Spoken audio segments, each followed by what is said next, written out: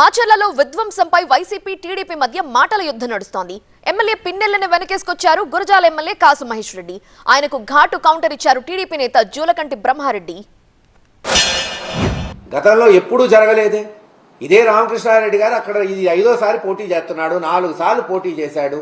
ఏ రోజు కూడా ఒక ఈవీఎం పగలగొట్టినట్టు, పోలింగ్ రోజు హింస చేసినట్టు లేదే. ఈరోజు ఎందుకు అక్కడికి పోవాల్సి వచ్చింది? సరే, చేశాడా చేయలేదా నిలకడలో తెలుస్తుంది, కోర్టులో పోరాటం చేస్తాం. బట్ అసలు ఆ ఘటన వచ్చే అవకాశం ఎందుకు వచ్చింది? ఏజెంట్లను ఎందుకు లాగాలి? ప్రొటెక్షన్ ఇవ్వాల్సింది ఎవరు? పోలీసులు కాదా? యంత్రాంగం కాదా? ఆ రోజు పొద్దున్నుంచి ఆయన వేడుకుంటున్నాడు.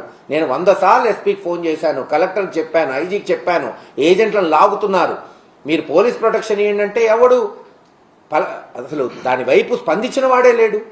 ఇంకేం చేయాలి క్యాండిడేట్ అంటే? రిగ్గింగ్ జరుగుతుంటే మా ఇళ్లలో మేము కూర్చొని ఏసీ రూముల్లో కూర్చొని చేసుకొని రిగ్గింగ్లని కూర్చుంటారా? పోరా అక్కడికి, ప్రతిఘటిస్తారా? ప్రతిఘటనలో జరుగుండొచ్చు ఒక చిన్న ఇన్సిడెంట్. ఒక దమనకాండం చేశాడు.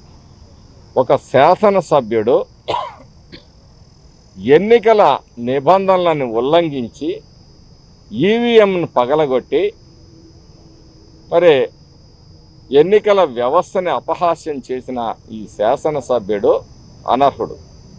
ఇతన్ని డిస్క్వాలిఫై చేయాలి. ఫస్ట్ ఇతని మీద క్రిమినల్ చర్యలు చేపట్టాలి. ముందుగానే అతను ఇచ్చిన సమాచారం ఏంటంటే, నేను విధ్వంసం సృష్టిస్తానని చెప్పేసి ఈ రాష్ట్రంలో ఉన్న పోలీసు వ్యవస్థకి, ఎన్నికల వ్యవస్థకి కూడా ఒక సవాల్ విసిరాడు.